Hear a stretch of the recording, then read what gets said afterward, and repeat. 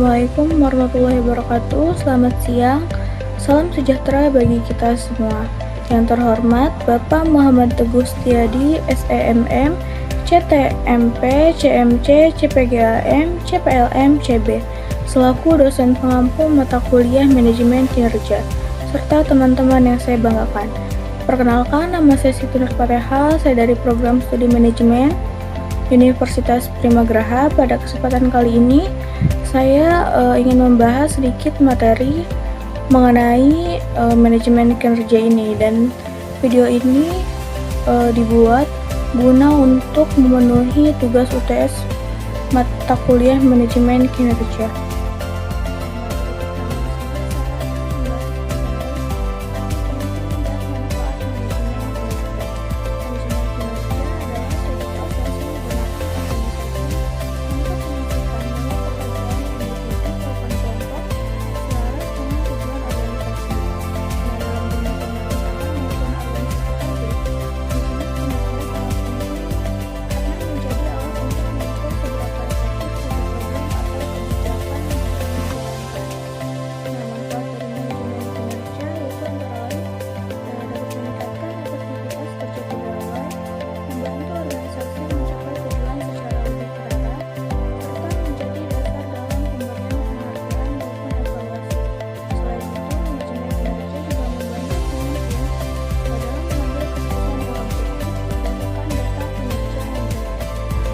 Nah, lalu selanjutnya permasalahan dan tantangan manajemen kinerja atau sektor aparatur.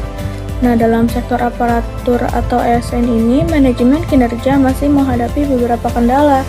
Nah, salah satunya adalah sistem penilaian kinerja yang kadang belum sepenuhnya objektif dan masih bersifat administratif. Nah, selain itu, masih terdapat budaya kerja yang kurang disiplin dan belum sepenuhnya berorientasi pada hasil kerja. Nah, lalu tantangan lainnya ini adalah yang pertama, kesenjangan kompensasi antara pegawai serta perubahan sistem kerja yang semakin digital. Nah, sehingga membutuhkan adaptasi yang cepat dari aparatur negara. Nah, yang terakhir yaitu isu strategi manajemen kinerja. Nah, isu strategi yang berkembang saat ini antara lain yaitu informasi birokrasi, peningkatan transparansi kinerja, serta penerapan sistem digital dalam penilaian kinerja. Nah, organisasi dituntut untuk lebih akuntabel dan berorientasi pada hasil, bukan hanya pada proses administrasi semata. Nah, lalu untuk materi kedua di sini ada kepemimpinan kinerja. Kepemimpinan kinerja ini yaitu kemampuan seseorang pemimpin dalam mengarahkan, mengelola, dan juga memastikan bahwa seluruh anggota organisasi bekerja sesuai target yang telah ditetapkan. Nah, pemimpin yang efektif tidak hanya memberikan instruksi, tetapi juga mampu memotivasi bawahannya agar mencapai kinerja yang optimal. Nah, lalu ada pendekatan sistem dalam manajemen kinerja. Nah, pendekatan ini yaitu memandang organisasi sebagai satu kesatuan yang saling berhubungan. Dalam hal ini terdapat input, proses, output, dan feedback. Nah, semua komponen tersebut saling mempengaruhi dalam menghasilkan kinerja organisasi. Nah, lalu juga ada konsep manajemen kinerja dan manajemen kinerja. Nah, manajemen adalah proses perencanaan, pengorganisasian, pelaksanaan, dan pengawasan. Kinerja merupakan hasil kerja yang dicapai individu atau organisasi.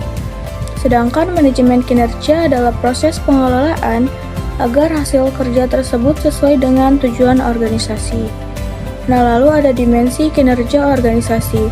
Kinerja organisasi dapat dilihat dari beberapa dimensi seperti kualitas pekerjaan, ketepatan waktu, efisiensi kerja, serta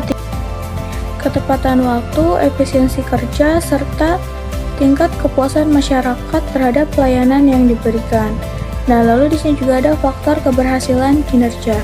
Keberhasilan kinerja dipengaruhi oleh beberapa faktor seperti kompetensi pegawai, motivasi kerja, gaya kepemimpinan, serta lingkungan kerja yang mendukung.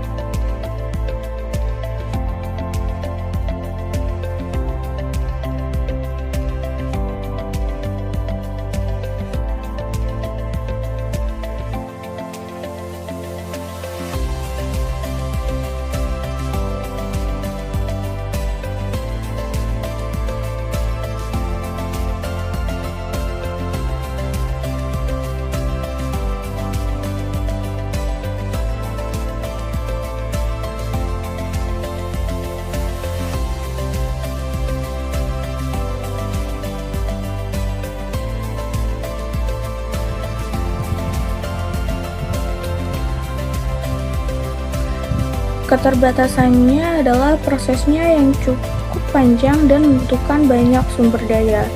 Nah, model ini menekankan pada 3 tahap utama, yaitu analisis lingkungan, perumusan strategi, dan implementasi strategi. Nah, analisis lingkungan terdiri dari lingkungan internal atau kekuatan dan kelemahan, serta lingkungan eksternal atau peluang dan ancaman. Nah, di sini materi kelima yaitu teknik pengukuran kinerja. Pengukuran kinerja dapat dilakukan dengan menggunakan KPI atau Key Performance Indicator atau Balanced Scorecard yang membantu organisasi menilai pencapaian kerja secara terukur. Nah, setelah dilakukan pengukuran, hasilnya perlu dianalisis untuk mengetahui kekurangan dan kemudian dilakukan perbaikan agar kinerja ke depannya lebih baik. Nah, evaluasi kinerja ini dilakukan untuk menilai apakah tujuan organisasi ini tercapai atau belum, dengan menggunakan pendekatan kuantitatif maupun kualitatif. Nah, perbaikan dilakukan dengan menyusun rencana kerja baru, memberikan pelatihan, serta memperbaiki sistem kerja yang kurang efektif. Untuk memaksimalkan kinerja, organisasi dapat memberikan motivasi, reward, serta menciptakan lingkungan kerja yang nyaman dan produktif.